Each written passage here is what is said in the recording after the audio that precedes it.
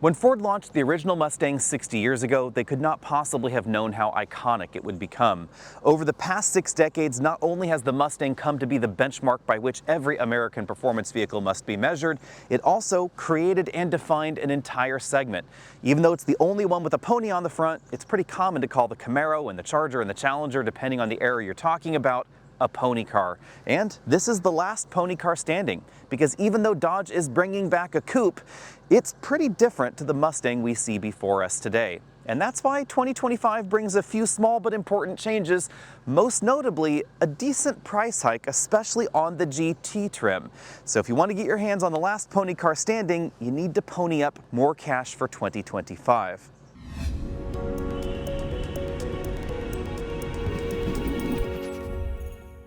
This may be the last pony car standing, but that doesn't mean there's no competition in North America. When we're talking about the more expensive versions of the Mustang, there's clearly the equally iconic Chevy Corvette. Although in this generation, the Corvette is a somewhat affordable mid-engine supercar, whereas this is the more traditional pony car format, front engine, rear-wheel drive, with 4 seats on the inside. And that 4-seat flavor is what really separates this from a Supra or a Z or something like a Mazda Miata, of course, which I guess you could conceive of as a competitor to the base version of the Mustang. Clearly, the BRZ and Toyota 86 are direct competitors to this, but at least in my mind, the closest competitor to this is actually from BMW, and that would be the 2 Series and the 4 Series. But they look very different, and they definitely have slightly different personalities as well. This model was last refreshed a few years ago, and we don't really see any changes up front. So we get the same headlights, same grille, same lower inserts, etc. that are going to change based on the version you're looking at. Today we're looking at a relatively low-end GT trim with the 6-speed manual and the performance package. Going in for a closer look, you'll notice that this Mustang GT has no chrome going on up front. It's a completely blacked out look, including the Mustang logo right there. We have the unique GT grille inserts in this model and this kind of 1980s Trans Am hood louver right there. Not sure I'm the biggest fan of that particular touch. One thing I am a fan though is that if you are worried about that $2,600 price increase, there is a way to drop that price increase down to just $1,000 over 2024. Get the 6-speed manual transmission, because last year that was a $1,595 option, and this year it's a no-cost option. So if you want the automatic, that's a $2,600 bump over last year. If you want the manual, it's only about $1,000. Back in the Middle Ages when I was learning to drive, if you had told me that one day the Mustang would be a solid competitor to a BMW sports coupe, I would have said you were insane, or definitely smoking something at least. But that's not the world we live in today. Remember that 30 years ago, the Mustang had a solid axle in the back. It was swift enough for its era, but it didn't go around corners especially well. Although, fun fact, I actually learned how to drive stick for the very first time about 30 years ago in a Mustang that was almost 30 years old at that point in time. So I've definitely had a long history with the Mustang. This Mustang though, it's very different. We have an independent suspension in the back, we have pretty wide grippy tires. This is not the widest tire package available, but we have 275 with P0 summer tires on this model. And it's relatively compact in dimensions for a 2025 model year vehicle. 189.5 inches long makes this only about 1.5 inches longer than a BMW 4 Series coupe. Honestly, kind of the closest thing we have in the US to this formula, with a back seat that's somewhat usable. It's actually a little bit smaller than the one in the BMW. This is differently sized than the BMW 2 Series, but remember that the 2 Series and 4 Series, very closely related, almost the same kind of curb weight, very similar interior dimensions. One's just a little bit differently proportioned on the outside than the other. What about the upcoming Dodge Charger though? Once upon a time, Dodge had direct competitors to the Mustang in America. But those decades and those days are definitely long since gone. The Challenger, which is now gone, being replaced by the upcoming new Charger, was already significantly larger than this on the outside. Interestingly, it actually sold better than the Mustang towards the end, mainly because of its big back seat and its huge trunk. The new Charger, it's even bigger, astonishingly enough. It's actually almost as big as a Ford Expedition. It's over 206 inches long, meaning it's nearly 2 feet longer than this. It's also a 3-door liftback, sportback, whatever you want to call it. So instead of the traditional trunk lid that we find here in this Mustang, of course it has a hatch glass that opens up. I like the practicality thought about that, and I love the idea of an absolutely enormous coupe returning to the US, but that doesn't mean, as interested in it as I am, that it's anything like the Mustang. Over 60 years and 7 generations, countless design teams have struggled to try and keep the Mustang true to its roots, but also inject a little bit of modernity into the design. And sometimes that's gone well, and sometimes not quite so well. I know this is a controversial thought, but I actually never cared for the way the Fox body Mustangs looked. But let me know what you think about that down there in the comment section. This generation, though, I think they did a better job at blending some retro flair with some modern design components than we've seen in the last 2 generations of Mustang. We of course have the sequential turn signals here, but you'll notice we have much stronger, cleaner lines in the back, these really sharp angles, etc. It doesn't look blobby like the 1990s or even the early 2000s Mustangs did. Of course, we're driving the GT, so we have the big GT badge right there, quad exhaust tips at the bottom, and again, these are the active quad exhaust tips. If you're interested in the GTD, that's going to look fairly different in the back, and we don't know all the details yet, but again, we do know that it's going to have an 8-speed transaxle in the back, basically kind of where the trunk is in this model. Be sure and stay tuned because we will get more and more information as it gets closer to being on sale. No muscle car would be complete without some muscle under the hood, so of course we find one of the defining characteristics of the Mustang throughout the decades under here, a naturally aspirated V8 engine. For this model year, it's still a 5-liter V8 producing 480 horsepower or 486 horsepower if you choose the active exhaust, and that's what this model has on it. If you want a bit more oomph, you can get the Dark Horse that bumps the engine up to 500 horsepower. Of course, if you want to save a bit of money and you want slightly better fuel economy, then you want the base engine. That's a 2.3-liter turbocharged 4-cylinder engine producing 315 horsepower. That's definitely a lot peppier than Mustangs were 20 years ago, but it doesn't have the same character, of course, as the classic, big, naturally aspirated V8 engine that we find in here. If you want even more power and you want a direct competitor to the Chevy Corvette, you want the upcoming GTD. Although, I would argue that the Mustang GTD it's not quite a real Mustang anymore because structurally it is very different from this model. It has a 5.2-liter supercharged V8 engine under the hood producing over 800 horsepower, but instead of the transmission being immediately behind the engine, the transmission's actually back there in the trunk. And the body panels, they're all carbon fiber. So the GTD may kind of look like a Mustang on the outside, and it may kind of look like a Mustang on the inside, but at its core, it actually is maybe a little bit more Corvette in some ways than Mustang, at least in this generation. And that's logical because that's exactly the competition that Ford has in mind with that new GTD. Jumping inside the Mustang, we find plenty of legroom up front and enough headroom that most taller folks should be fine depending on the options you get. Keep in mind, of course, that the headroom figures are going to change depending on whether you get the convertible or the coupe version of the Mustang. We have manual seats here with a manual height adjustment. I would like to see a seat bottom cushion tilt adjustment at some point in the future, and you should know that we don't have any adjustable lumbar support in this particular seat. Of course, if I'm driving the automatic, I tend to sit a little bit further away from the steering wheel, but I like to be able to have my leg in a comfortable position with the clutch pedal, which I will say is actually a little closer to the driver than I would like. It's actually a little closer to me than the brake pedal, definitely than the accelerator pedal there. It has a decently long travel to it. We have a tilt telescopic steering column with a pretty solid range of motion. I found it pretty easy at 6 feet tall to get a good driving position in here. The front passenger seat has basically the same range of motion as the driver's seat. There are a few different seats available, but keep in mind we're not driving a fully loaded GT model. This is basically a base model with the performance package. Now about the back seats, yes, the Mustang has them. No, they're not overly comfortable. I've kicked off my shoes so I don't have to scuff anything up here. And, you know, I suppose technically I could fit back here if I needed to, but it's really not going to be comfortable for an adult. This front passenger seat was adjusted for me at 6 feet tall. I only had a little bit of knee room left, and that was just so I could squeeze my feet down here into these footwells. There's just really no way you could get 4 adults in here that comfortably, unless the people in the back are relatively small adults, and your head's still going to basically be touching the rear glass right there, which is why we don't have any head restraints in the back.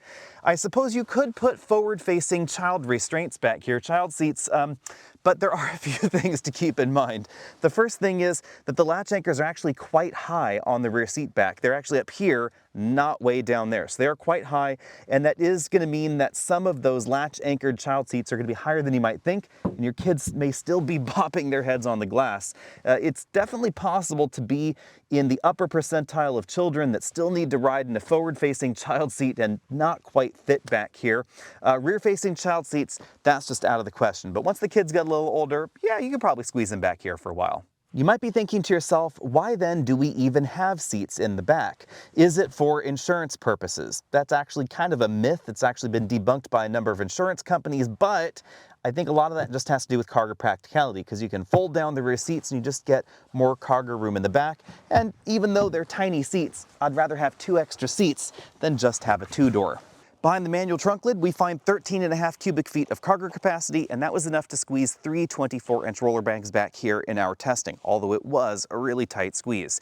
If you get the convertible, that drops down by about 2 cubic feet because the convertible top has to go somewhere, and that somewhere occupies some portion of the upper section of the trunk, meaning definitely a limitation in cargo capacity. I was only able to squeeze 2 24-inch roller bags in a very brief test thanks to a local Ford dealer, so definitely a decent amount of practicality reduction if you choose the convertible. However, there are certainly convertibles out there with much smaller cargo areas than this. And interestingly, you should be able to put a complete set of tires in the Mustang if you have the rear seats folded. So if you're going to a track, doing a track day in your Mustang GT, you could put a second set of wheels and tires in here relatively easily. Relatively being the key word, of course, because the sill is relatively high and the opening is relatively small. However, under the floor, we find, surprisingly, more storage space. And that's because there is a small spare tire available in the Mustang depending on the trim you're looking at. It's not available for the model we're looking at, so instead we get a can of Fix-A-Flat there, although I do wish that Ford had maybe given us more of a cargo divider scheme in the back. On the inside, we don't find any major changes for 2025, so we still find a twin LCD setup in the dashboard, but it's going to change depending on the version of the Mustang you're looking at. Since this is not a top-end trim, we have 2 separate displays in 2 separate display housings. If you get some of the upper-end trims of Mustang, then you still have 2 displays, but they're connected together in a single housing that kind of covers this little gap between those 2 displays. I'm actually not quite sure why they decided to have 2 different looks in the dashboard. I prefer the single screen look, but if you're more a fan of the 2-screen look, then you know where to go. Over here we have Apple CarPlay and Android Auto smartphone projection. You can expand them out to use more of that screen or shrink them down, but this is still running Sync 4, so this is not running the latest Ford digital experience software that we find, for instance, in the new Explorer. So it's not going to be quite as snappy, it's not going to be quite as feature rich. Although it does have selectable skins over here for the instrument cluster, a feature that I really love. As much as I didn't really care for the exterior of the Fox Body Mustang, I think that the Fox Body gauges here are just absolutely epic. Fortunately, by putting my phone over the light sensor, I've been able to get this into night mode, and you can see why I find it so epic. It's definitely the green gauges. Obviously, that is my personal preference, but I'd love to know what you guys think about that design down there in the comment section below. Again, aside from that, everything else is the same, not only as last time, but the same really just generally as every other Sync 4 system. If you want direct access to some of those mode changes, then we have this button down here, the Mustang button that takes us over to the My Mustang page. This is really the difference between other vehicles with Sync 4. We have track apps, auxiliary gauges, if you want extra gauge readouts. These are actually snappier than some of the other functions in other Sync 4 systems, mind you. So you have acceleration timers, brake performance, lap timers, launch settings, etc. Launch settings, that's kind of an interesting one because of course it's going to hold the RPM at a particular RPM. So if you really wanted a massive burnout, obviously you want to have launch control all the way up there at 7,000 RPM. But that's not going to get you actually 0 to 60 any faster. Over here we have some of the other features like the drift brake that's enabled by the electric parking brake, line lock, launch control, rev matching, etc. You can turn those on and off and adjust where you want the shift indicator in the system to be. So I prefer that shift indicator just a little bit higher over there. And you can choose whether you want that to be on the various different looks in the dashboard. And then if I go back one more, we have the cluster theme selection. This is the cool part here. So you can match the drive mode. You can go for a normal look. You can go for sport look, track, the calm look there, or that Fox Body, and there should be additional skins coming for this system. You can also see over here, if I scoot over to this display and change them, that the changes are well animated and they are pretty snappy once that animation is completed. I really like how they chose to build up to those, those different lines there, so it's kind of a cool touch. Aside from that, again, this is basically the same Mustang interior that you've seen for a while, so parts quality is clearly not going to be as premium as the BMW. As much as dynamically this reminds me of the BMW, clearly the interior doesn't. We have lots of hard plastics everywhere, sort of this imitation carbon fiber texture there. We have some rubbery inserts on the upper section of the dashboard, but the lower section, that's always going to be a hard plastic. So just up there on the top, we get those rubbery inserts, cloth inserts on the door over there, and this model has the cloth upholstery. Well, we don't have terribly aggressive bolstering on the side, and of course it's not adjustable, but the bottom cushion of bolstering is actually a little bit better and definitely more my preference. Over here we have 4-way adjustable headrests. That's kind of a nice touch. We also get slide to the side sun visors and a sunglass holder right up here in the same module as the map lights. The steering wheel is a flat bottom design with sport grips. It's leather wrapped. We have more of that sort of imitation carbon fiber texture going on there. We have the controls for our cruise control over here along with the lane centering right there. Then on this side, we have the controls for the infotainment system, as well as this little button here that adjusts the steering effort in the system. So normal, the eco steering there, and sport steering. This model does not have the adaptive dampers that are available on certain Mustang models. So the rest of the drive modes, those are adjusted via that pony button down there. Since I'm already in that pony mode, you'd have to go back there, and then you choose the custom mode here. So these are the drive modes that are selectable. Ford does drive modes a little bit differently than a lot of car companies, and I really like this touch because there's a high degree of customization available. We have 6 different profiles there that are selectable. You can then choose to base them on an existing drive mode. So if I'd rather just have this be based on normal or based on sport, etc., I can choose that for the base, and then I can adjust some of these parameters. So for instance, in sport, I cannot adjust the steering, so it's just going to be Sport Plus, but I can have it have traction control on or off, and I can adjust the exhaust sound. So normal, if I want it a little bit quieter, say if I'm at home, or I can have track, or I can have the quietest mode, which is quiet there. And then of course you can adjust the instrument cluster design as well. And these again change based on the modes that you're in. So in the track mode, interestingly, we still have access to quiet, which is handy if you're on some of those sound restricted tracks. But here, of course, we just have track for the steering mode. And then you can, of course, just do whatever you want. You can select a normal mode there, or you can have a winter mode if you want to have one of these be a winter mode. Lots of customization is available. All right, it's time to get the Mustang GT out on the road, and obviously the first thing you're going to notice, of course, is that raucous V8 sound. But because we have the adaptive exhaust system in this vehicle, you can quiet it down considerably. This is actually the quietest exhaust mode. I'll go ahead and switch over to the loudest exhaust mode, which is definitely quite a bit louder. And you definitely get those pops and burbles out of this system that you'd expect out of a big V8 engine. I like the sound for sure, but I also have to say that the normal mode is pretty decent for me. Nice throaty rumble there, and I suspect I would probably spend a lot of time in the quiet mode because I live out in the country and I kind of would rather that cars were a little bit quieter on the roads that I live on and drive on every day. But enough about the exhaust, we need to talk about performance because that's what the GT is all about. This model went 0 to 60 in 4.5 seconds in our testing. I'm not a professional manual transmission driver and I don't want to roast Ford's clutch. That is not using launch control. Launch control could get you a little bit better. I have seen some numbers down in the 4.3 second range, but you do have to be pretty aggressive with the clutch. If you really want to go predictably 0 to 60 very rapidly, you want the 10-speed automatic. That'll do 3.8 seconds in our testing. I was able to test at the launch event for this and at the drive of the Dark Horse. It is really, really quick.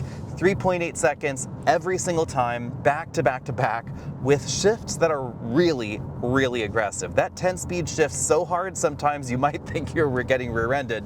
The Dark Horse, a little bit of extra power, slightly quicker 0 to 60. That'll do it in 3.7 seconds. But even the 2.3 liter turbo model, that actually has a really solid performance number behind it. It's going to be in the 5-second range, but that's well ahead of something like the Toyota 86 or the BRZ or the Mazda Miata, etc. It has a lot of power out of that 2.3 liter turbo, but it's not going to happen the way the power happens in this 5-liter V8. And this is really more what I would expect out of a Mustang, out of a pony car, a muscle car, whatever you want to call this category. You expect that lack of low-end torque in a way. I mean, we still get a lot of low-end torque, don't get me wrong. It's a 5-liter V8, but it doesn't have that turbocharged nature where you put your foot on it, nothing, nothing, nothing, and then at the same RPM, all of a sudden the turbo does its thing and you get lots of torque. You find that in the 2.3. Here, it's a very linear progression when it comes to the torque. And that's certainly what I would prefer as far as a performance vehicle, that linear progression when it comes to power. And we don't have some of the disadvantages that we've had with naturally aspirated V8s before, which is that lack of top-end power, because this does rev pretty high, and it's a relatively lightweight 5-liter V8. So as far as curb weight goes, this is actually about the same as the BMW 2 Series with its inline 6. And that's part of why the braking performance in this Mustang is so impressive. Keep in mind, this does have the performance package on it, mind you, but we stopped repeatedly 99 feet from 60 miles an hour back to 0. It only dragged on a little bit over 100 feet after the 5th stop in a row, and even then it only went out to 105 feet. So this is still a very, very quick stopping vehicle. Now these tires are not as wide as you'll find on some performance vehicles. They're definitely not as wide as the ones you'll find on a Corvette, but they are really well matched to the handling characteristics and just the general feel of the Mustang. Speaking of that general feel, handling is really well done. This is a really badly paved road, let's be honest. I mean, you can just see the camera moving around, me moving around in here. Lots of dips and whoops in this road, broken pavement, etc. And the grip levels here and the polish is just really, really good. I always liked the grip level and the polish in the Camaro, but I think that it wasn't as well balanced as the Mustang. I think it was a little bit more direct, but it gave up a bit too much in terms of the feel out on the road, the level of performance, the pricing I didn't think was quite right, the trunk was small, etc. I think this is just a better rounded vehicle. Similarly, something like the old Dodge Challenger, that was better riding. It was more comfortable for a daily driver. I thought the seats were more comfortable as well, and you could get gobs and gobs of power, but it was too big and it felt really heavy. And that's probably overstating the obvious because, of course, it was big and it was heavy, and that's why it felt like that. But this just comes across as such a better integrated package. And in many ways, it reminds me of the era where we were seeing naturally aspirated BMW M products with V8 engines under the hood. It actually reminds me an awful lot of that era, something that's really good when we're talking about something with the Ford logo on the hood. One of the reasons I really wanted to take a look at the base version of the GT, or as close as I could get to the base version of the GT that is because this does not have the MagnaRide dampers that you find in most of the Mustangs that I've driven up till this point. I have to say that the suspension is still relatively daily driver livable, and that's always been one of the best things about the Mustang, really across generations, is that this is designed for the kind of person that only has one car, or maybe they have a weekend car, but they still have to have that car do some daily driver things. This, even though it's on the firm side of things for, more of a mainstream brand and mainstream vehicle, is still daily driver comfortable. You could easily drive this to work on potholed pavement, broken expansion joints, etc. Absolutely no problem. The gravel road that I live on is probably not a great place for this and these tires because it does seem like they pick up an awful lot of the gravel on this road, but it's still relatively comfortable for a vehicle in this category. And we also get a little bit more ground clearance in the Mustang GT than some people might think. Actually, we have a little bit more ground clearance in this than in most versions of the Mustang Mach-E EV, even though that's theoretically supposed to be an SUV. And that means less of a worry when it comes to things like speed bumps or some of those really aggressive driveway transitions from the street over the sidewalk, etc. This is just a relatively practical vehicle, all things considered. Now, to be clear, this is not an Escape or an Explorer or anything like that, but for what it is, a two-door performance vehicle, it's actually still pretty livable. Now, back out here on the paved road at 50 miles an hour, I measured 73 decibels in here, so this is certainly not the quietest vehicle. And if you have the exhaust in some of these louder modes, then you'll get even more noise into the cabin. It's not going to resonate too badly. That's one thing I do like, is it's not going to feel like I'm trapped inside a drum, but you certainly get more of that low-end rumble when the exhaust mode is in the track mode especially. So if you're looking for something a bit more discreet, you might want to keep it in the normal mode, or you might want to skip the active exhaust system, period. On the other hand, if you really want to wake your neighbors up, you can remote rev the engine. You just remote start using the remote control, and then you press some of the buttons on there, and it will remote rev while it's parked in the parking garage. Over a week of mixed driving, fuel economy has been surprisingly good. Even idling during our photo shoot, averaging 17 miles per gallon. On my daily drive, I averaged actually just over 18 miles per gallon, 18.1 to be exact. And that's because it's two-wheel drive and it's relatively lightweight. If you want better fuel economy, there's actually the 10-speed automatic transmission that is going to be the better real-world fuel economy transmission choice, but it's not going to be as much fun as this 6-speed manual. Now let's talk about the options that I think I would want if I were buying a Mustang. Again, I think I would probably get the adaptive suspension system. This is, I think, daily driver livable, not quite as comfortable, however, as the Magna ride. I would probably get the 6-speed manual. This is a really easy manual to live with because we get a lot of low-end torque. This engine is not as easy to stall. If I got the 2.3-liter turbo, I'd probably get the 10-speed. With this, I think it's a toss-up. I would probably lean towards the manual transmission. I would also get the performance pack. That has a bunch of options that I like. Also, I like the fact that you can get a Torsen limited slip differential in the back in the Mustang. That's definitely what I would get, because with this much power and this much torque, especially with the manual transmission, you really want that limited slip functionality in the back to help control and harness that power. It also has a really nice engagement. I know that some rear-wheel drive performance vehicles, especially older ones with limited slips in the back, that initial lockup can help you get sideways. This doesn't have that tendency. It's very nice, very linear in wet weather, snowy weather. We're just out on a road like this. If you get a little bit too crazy with the throttle, this helps dial things in and really helps control what's going on in the back.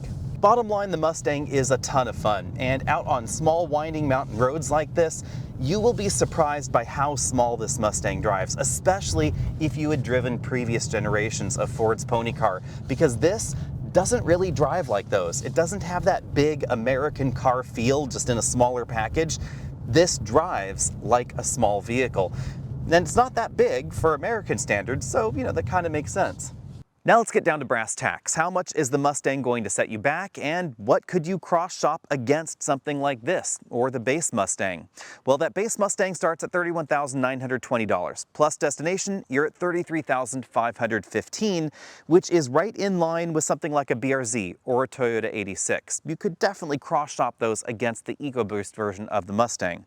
The Mustang is going to be bigger, it's going to be heavier feeling, but there are more performance upgrades and just more upgrades generally available in the Mustang due to its larger volume. We also get notably better performance in the base model than we get in the Toyota or the Subaru. We also get the availability of the convertible top, but if you want that, it's a decent price bump, up to $41,615. Those two models of Mustang are solid competitors to the 2 Series Coupe and the 4 Series Coupe, depending on exactly how you want to cross-shop those against something like the Ford. However, if you want better performance, you want the iconic 5.0 GT.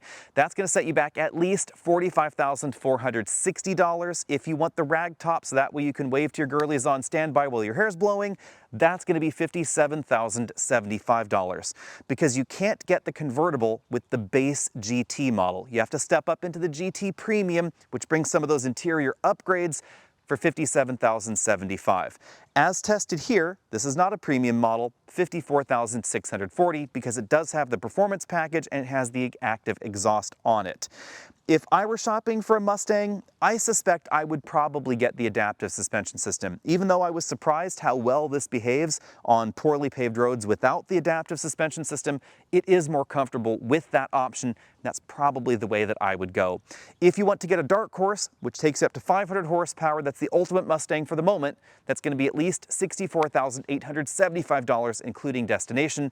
But we all know that the upcoming GTD is going to be fantastically expensive. Expect that model to easily be in the 6 figures. As much as I like the Supra, and as much as I like the discounts that are currently going on the Nissan Z, I certainly like the Mustang more, and I would probably, in those comparisons, actually get the 2.3-liter turbo in this, because personality-wise, it's going to be relatively similar with the turbocharged engine, but this is going to be less expensive. I think it's actually more fun. It's also more practical with the addition of those back seats. The fact that you can get the convertible here, and there's no convertible available in those other options, I think it's just a better rounded package. On the other hand, if I were going to buy a Mustang, I would go with the 5-liter V8 because it's simply more fun, it's iconic, it sounds fantastic, and it's much more of a direct competitor to the other close competitors, the closest competitors I think of currently in the US.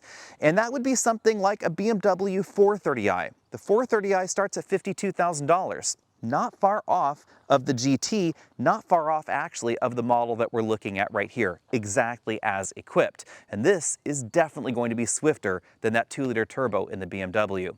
However, for the same price, you could also get an M240i. the smaller 2 Series coupe in the BMW lineup.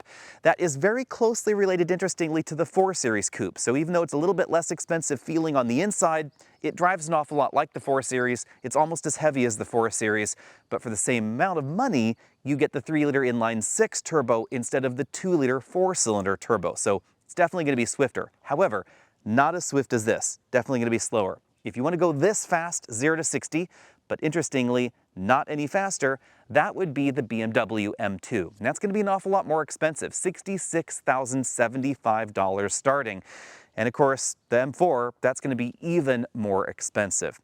Oddly enough, it's not just the swift 0 to 60 time that is pretty similar. This is a hair faster than that with the automatic transmission. With the manual transmission, you're kind of on your own there. But basically the same 60 to 0 stopping distances and relatively similar cornering ability as well. With comparable tires on them, they're basically going to be about the same. The big difference is that we have a bit more weight up front thanks to the 5-liter V8 and a slightly heavier curb weight, but it's not as different as you might think. It's only about 100 pounds off from the M2 to this model here. And again, a lot of that has to do with the fact that the 2 Series is basically a slightly truncated 4 Series, so the structure of the vehicle was really designed for the larger chassis that we find in the 4 Series. You should also know that Ford has just done a really, really good job on the Mustang, as I keep saying here. The independent suspension, the general suspension dynamics, the lightweighting of the vehicle, the way that they've tuned the steering and the suspension to interact with one another, this is just an absolute hoot and a half to drive.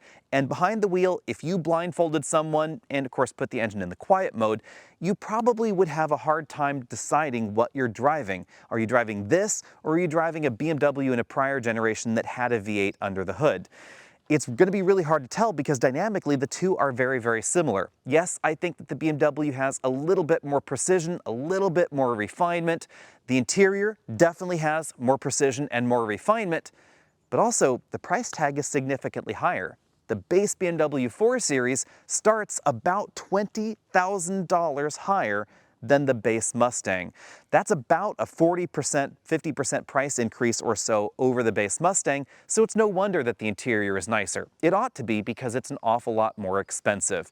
Now, how exactly this stacks up against the Dodge Charger, that remains to be seen. I am personally very curious about that, but I think it's pretty easy to say.